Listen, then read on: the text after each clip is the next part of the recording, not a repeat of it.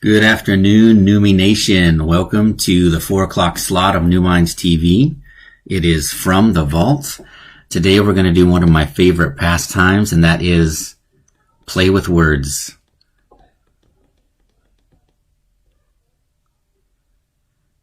So experimenting with a new technology today, getting some screen share on. So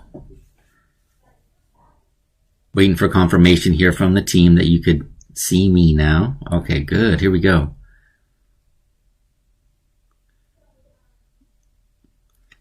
Beautiful. Okay, so you know that 4 o'clock is the slot. Let me make sure you guys get some good light here. 4 o'clock is the slot in the day when Mr. Justin and I kind of dig into the deep history of NuMinds and pull out some classic activities and lessons from the early days. And confession here, I'm actually an English major. My undergrad study at university was in English. I've always loved literature. I've always loved poetry. And there's something that just can't replace what we call wordplay. And this is having fun with words. So, of course, one thing that the kids are not getting right now when they're, at home, getting the homeschool situation is sort of the traditional English class or literature class. That is no reason whatsoever not to build your vocabulary, not to develop critical thinking. And good, I'm getting some confirmation from the team here that the text coming through fine. Okay, so what I'm going to do today is we're going to do a little lesson on a phenomena in the history of words and speech and literature called a spoonerism. But before I just dive straight into a definition of a spoonerism, we're going to look at an example. It's a classic example from an author a lot of you parents out there, if you're watching with your child right now, will know, and that's Shel Silverstein. So what I'm going to do is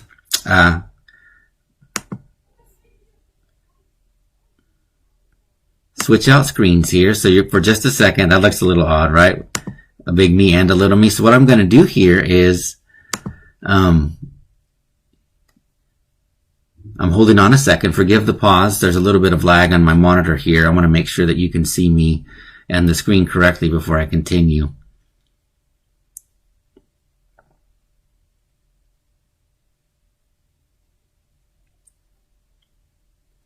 Now you guys are going to end up having, when it gets caught up, you're going to have an awkward pause there, but that's okay.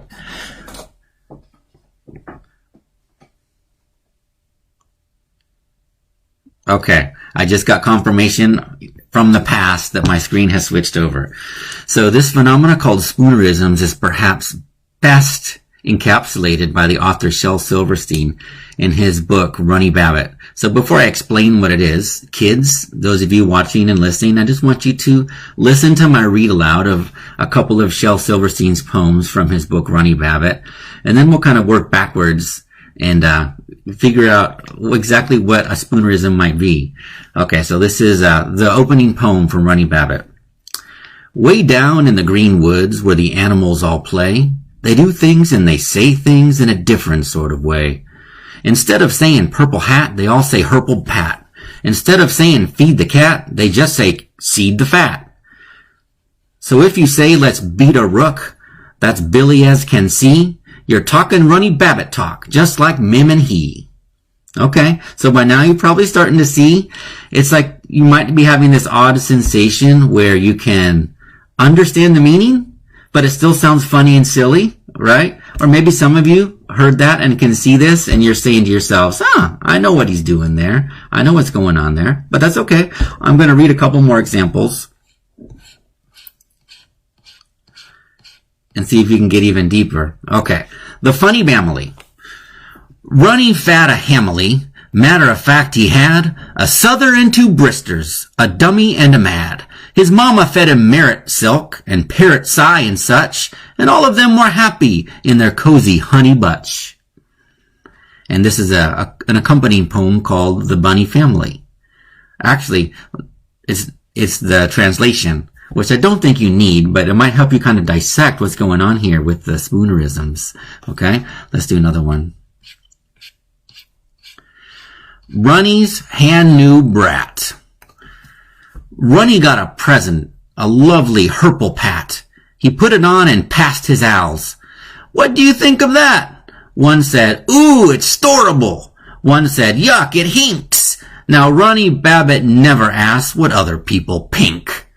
And I don't blame him, right? He did not get some positive feedback. He was trying to be open and vulnerable with his friends, and he did not get some positive feedback from his friends about that one. So you kind of seen what's happening here. So a spoonerism is when the front end sounds of two words are flipped or flip-flopped. Okay?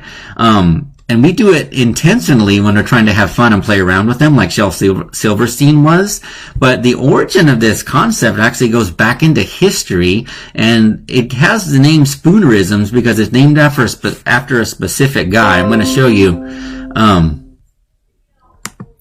I'm going to show you from Wikipedia here one of the origins of spoonerism. So a spoonerism is an error in speech in which corresponding consonants, vowels, or morphemes are switched between two words in a phrase. Okay?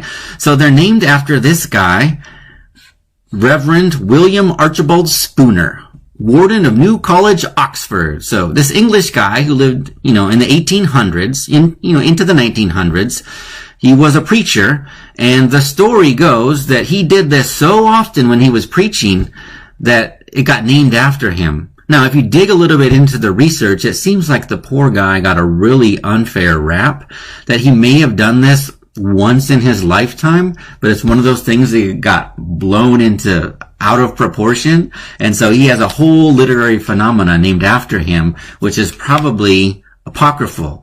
Big vocab word there. That just means like not true, like kind of a myth of history. So this guy Spooner, maybe once in the wrong day, wrong time with the wrong people in the audience, did this. He flipped the front sounds of two back-to-back words, and now there's a whole phenomena named after him called spoonerisms, okay? So they can happen by accident. A lot of comedians have taken this concept and they do it on purpose because it has like a fun, poetic ring and playful feel to it. Let's look at another Shel Silverstein example, and then what I want to do is kind of like break one down together. Might be a little tricky with the lag we have going on, but I'll see if I can get some audience interaction from there. I see Mr. T on, and I know that he is a wordsmith and he would love this kind of wordplay. So hopefully the lag will not prevent us from getting some of you guys involved live. Okay? Runny, Metz, Gutty. I'm going to pause for a moment there. So kids, now that you know the definition, we've dissected what a spoonerism is. Let's analyze that a little bit. Runny. So we know Runny is the name of the rabbit, right? Metz, Gutty.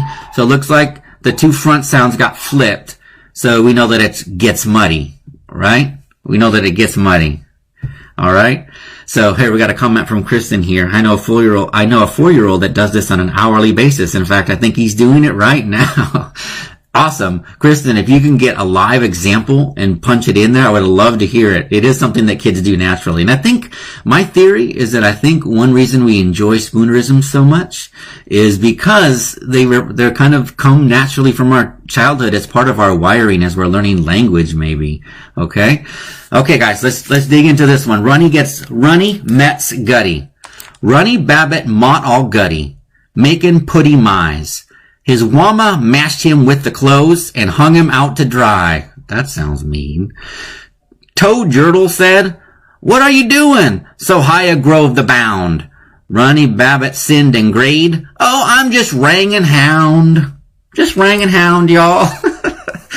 You guys able to dissect that one? Isn't that kind of fun? So this one, they didn't provide the translation side by side for us, so let's dig in a little bit. So Runny Babbitt mought all Gutty. Okay, so he got all muddy. Making putty mize. Making muddy pies. Who doesn't love to do that? Mud pies. And hung him out to dry. Oh, sorry. His wama mashed him with the clothes. Did his wama mash him? No, but his mama washed him with the clothes. So imagine this mud-caked little bunny. His mom sees him. She's shocked. She picks him up. She literally washes him with the clothes. Get in the washer, okay? And then hung him out to dry. Toad Jurtle said, that must be Joe Turtle. What are you doing so high above the bound? So what are you doing all the way up there, high above the ground, Runny Babbit? Runny Babbit sinned and grayed. Did he sin and grade? No, he grinned and said. Runny Babbit grinned and said, oh, I'm just ranging hound. I'm just hanging around. Okay. So I want to show you kids how you can create your own very funny spoonerism poem. We can call it a Runny Babbit poem all by yourself. Hey, I think looks like Miss Laya just joined. She's one of our returning students. She popped in almost every day at 4 last week. So, Laya, if you're just joining, we're talking about spoonerisms and we're doing some Runny Babbit style poems. We're looking at Shel Silverstein, and Shel Silverstein was a very talented and fun poet who took this concept of spoonerisms and wrote a whole book called Runny Babbit. And so what we're going to do now is we're going to jump over and we're going to look at this. I started to make this kind of silly poem without any spoonerisms in it. And what I'm going to do is show how easy it is to start with a simple poem, piece of writing, and turn it into something silly by making it a spoonerism. Okay? So I called this one, first I'm going to read it just as is, with no modifications, and then we'll see what we do with it from there. Homeschool and quarantine. First thing in the morning, I wake and brush my teeth, pour a bowl of cereal and sit back in relief. All day I'll hardly crack a book and lots of time to play. That's how I picture school in these quarantine days. How many of you out there, when you heard about these weeks of homeschool that may be in front of you, thought, I think this is going to be like vacation, not school. And I wonder how that's playing out. Well, we'll find out. All we have to do is wait and see. But in the meantime, we can have fun doing wordplay like this. So, it's going to be a little awkward with the lag, but I'm going to try to get some audience participation in here. So what I'm going to do is I'm going to recopy the whole poem. So I'm just going to go like this. So this is like the written quote normally, right? So I'm going to copy the whole thing. And then down below, we're going to redo it Runny Babbit style. So what I'm going to want is some feedback from our live audience here on what I might want to flip around. So let's leave the title. It's a little tricky with the Q in there, but let's look at that first line. It says, this is quote normal, right? First thing in the morning, I wake and brush my teeth. What could I mess around with in that first line to spoonerize it? I'm gonna go ahead and make up a word there. Well, how could we spoonerize that first line, sillied up a little bit, and have fun with this? And it looks like the stream's getting caught up with me, so I'm gonna let the live audience chime in here. I'm just gonna sit. And while I'm waiting, some of you may be familiar with other Shel Silverstein books, like Where the Sidewalk Ends. Oh my goodness. If you've got a hold of a copy of that during these crazy times, I can see that being like the perfect book companion. And that there's a Where the Sidewalk Ends, and then there's a second one as well. Those are just crazy fun poems. Okay. So I'm holding off here. I'm seeing if anyone can help me out with some insider input on what we could do with that first line. First thing in the morning, I wake and brush my teeth. Okay. And this is just one, by the way, this is just one of 3 wordplay activities I'm going to give you that are just absolute fun that you can do. Who know you could be so entertained with a piece of paper and a pencil, really. If you have a whiteboard, it's kind of fun to use a whiteboard and a whiteboard marker for these activities, because what you can do is you can experiment and swap out more quickly than you could with a pencil and paper. So it looks like there's some lag in the comments coming through. So I'm just going to go ahead and go forward and do this. Okay. Kristen's saying she doesn't have lag. I know. I think that what I'm noticing is, what I'm doing live here takes about 30 to 40 seconds. I've got the Facebook live stream going on my phone over here. So that's what's going on. So if you just tuned in, looks like we just had a bump in live viewership. That is absolutely fantastic. I want to welcome everyone who just jumped in. This is a lesson from the NuMinds Vault on wordplay. We're talking about spoonerisms. And if you just jumped in, I encourage you later to go back and watch the first part of the video because we walk through some definitions and some examples from Shel Silverstein. Now we're working together. Hey, Devin. Yeah. So, okay, we got some input from Devin. He says, this is Devin. You can say first thing in the warming. Oh, I like that. I like that. So what I'm going to do, I'm going to say immersed thing in the warning. Okay. So that's one flip. I want to, oh, and we got another one. Thank you. Devin chimes in again. I trush my beef. Yes. That's the one that I wanted to do. I was hoping someone would say that. I wake and trush my beef. It just sounds silly, doesn't it? So let's try this again. First line. Immersed homeschool and quarantine. Immersed thing in the warning. I wake and trush my beef. Oh my gosh. That sounds like a classic Lewis Carroll poem or something from Alice in Wonderland. Okay. So let's look at the second line. Pour a bowl of cereal and sit back in relief. Any thoughts on that second line? Pour a bowl of cereal and sit back in relief. I've got some ideas. I see at least two places that I really want to flip. One, maybe. Like the second one's a little tricky. I'm kind of interested in what you all say. Maybe Devin has an idea. Maybe Mr. T out there, Miss Kristen. Anyone else tuned in? I think Miss Janet is on there as well.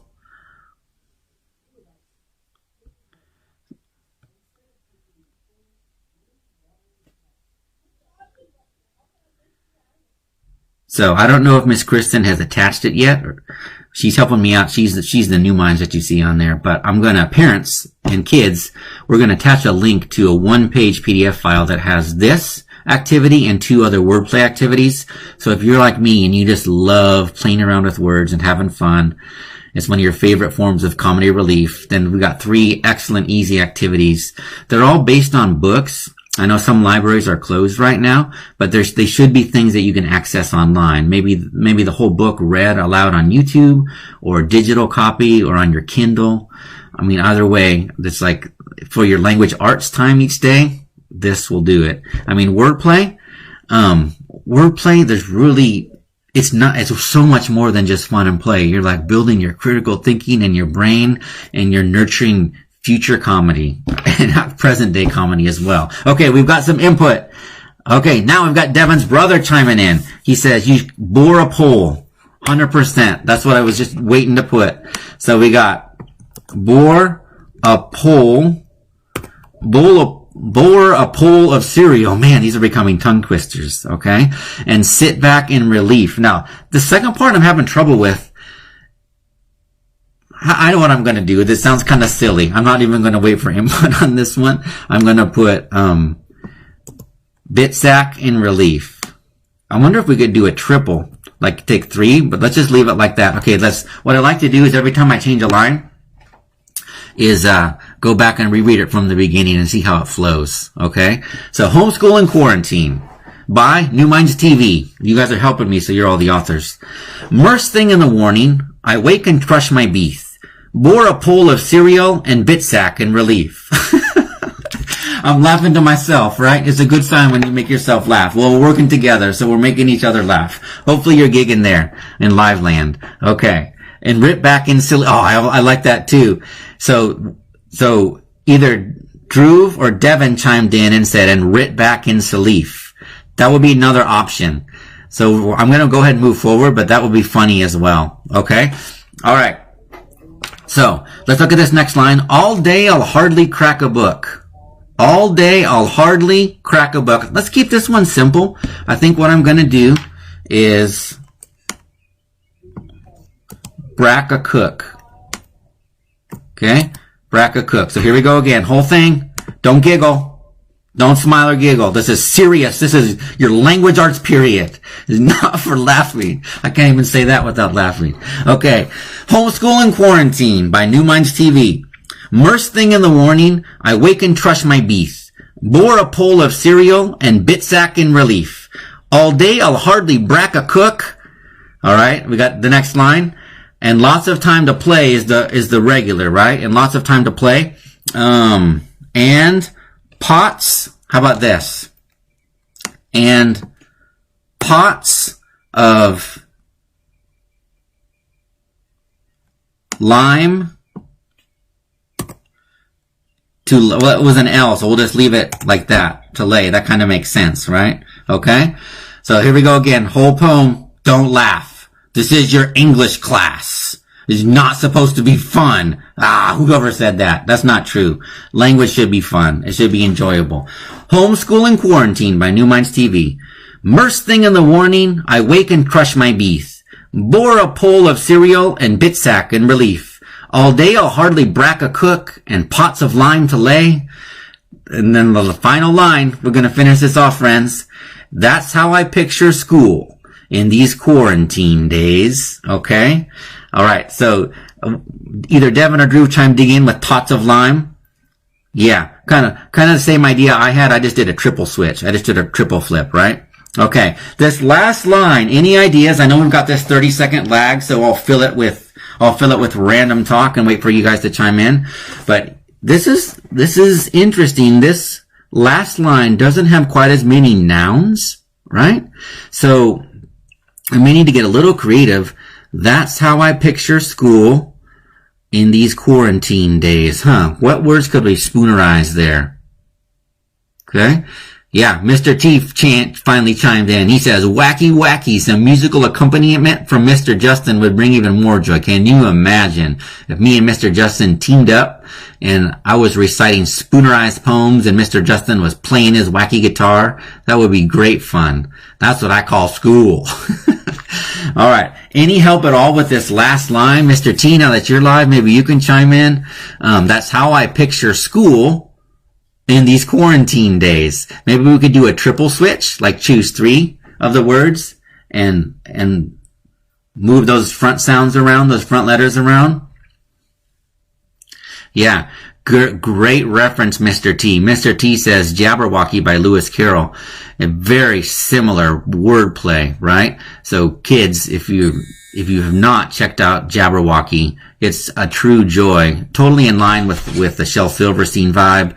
Totally playful with the words. And it's one of those strange things where the words themselves, when you read them, they're kind of nonsense words, but somehow you can understand it because he's dug into like the inner grammar that we know. Okay, good. We got the brothers chiming in. One of the brothers, hats how I picture. Okay, let's do that. I like it. So switching those two. Actually, it's an H. So what we'll do is we'll just remove the little H. Hats, tau, and I'll remove that. That's how I picture. And we could leave picture. How about this? Hats how I picture. Let's do a triple switch with school, quarantine, and days. So I'm going to call this dual. In these, so that was school, right? So that was an kind of an SCH sound. Let's do like this. Dorantine skays. That's how I picture dual in these Dorantine skays. That's a little awkward. That's how it came out right now. But let's go ahead and read the whole thing as a summary and see how it turns out. Remember, no laughing. That's the rule. I'm just kidding again. You better be laughing and giggling. That's the whole point of wordplay. Okay? Homeschool and Quarantine by NuMinds TV. First thing in the morning, I wake and trush my beef. Bore a pole of cereal and bitsack in relief. All day I'll hardly brack a cook and pots of lime to lay. That's how I picture duel in these quarantine skays. All right, I love it. That was a lot of fun. So easy. Notice how simple this starting poem was. Parents, if you're watching, what a fantastic writing assignment. I can't imagine this not being fun. Kids, this could be a blast. And by the way, those of you out here who do your own, we really want to see the stuff that you're doing and writing.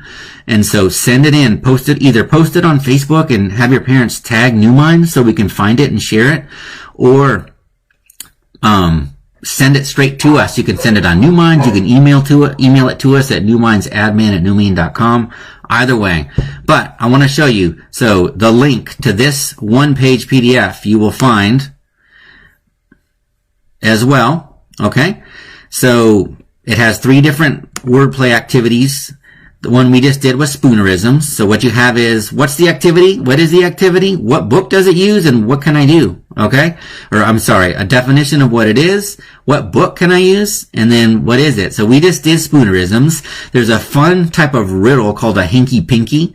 I used to have a blast with those. In the early days of NuMinds, when I did private sessions, we used to do these wordplay sessions a lot. So hinky pinkies are a lot of fun. They're kind of riddle. If you make any of those, send them. Palindromes, oh my goodness, friends, palindromes are a blast. That's when a word or a phrase or even a sentence reads the same forwards and backwards. Okay? So, a classic one is race car. On a piece of paper right now, or on a whiteboard if you have one, write the word race car, and then read it backwards. Call out the letters backwards. R, A, C. Get it? E. Oh my gosh, right? And then squinch those letters together. That's a palindrome. Well, there's some books out there that have entire sentences, almost paragraphs that are palindromes. It's really mind-blowing, and it's a lot of fun in terms of wordplay. Okay? Yeah, thank you, Mr. T. He says, illustrations would be fantastic as well, right? Like, for example, in the poem that we did, Beef, Duel, and Powell, what does that look like from a drawing point of view? Because one of the things that Shel Silverstein always did that kind of like added a special layer to his poems are the illustrations. So, if you guys out there can do your own Runny Babbitt poem and illustrate it and send it to us, we would be so grateful. We would feature you. You'd be the student of the decade. Okay, that's exaggerating a little bit, but we would love, love, love to see that and share it. Okay? Hey, thanks for the comment. Amisha and the 2 boys there, thanks so much for your participation and for the positive feedback. And anyone out there watching this live, as soon as you can write a Runny Babbitt poem, we want to see it. If you're watching this on NuMinds TV, the recording, you can still write your Runny Babbitt poem and send it to us. There's no deadline for this. So, parents, this PDF is here for you. Print it out. You've got 3 fantastic wordplay activities you can use with the kiddos. Kids, if you can get them to print it, you can do them yourself. The only slight challenge right now might be accessing these books, but hey, we got Kindles, we've got online libraries, we've got free access. So take advantage. Thanks for tuning in to The Vault. Thanks for tuning in to NuMinds TV, home of real inspired learning for all. And remember, everybody out there, pursue your passion until it becomes your talent, because that is the magic formula. And with that, I'm gonna sign out from this session. I hope to see you all. Parents, I'll be back at 5 to sign off for the day. Otherwise, I'll see you kiddos again tomorrow. Mr. Justin will be on at 4. I'll be back on Wednesday at 4 with another very fun lesson.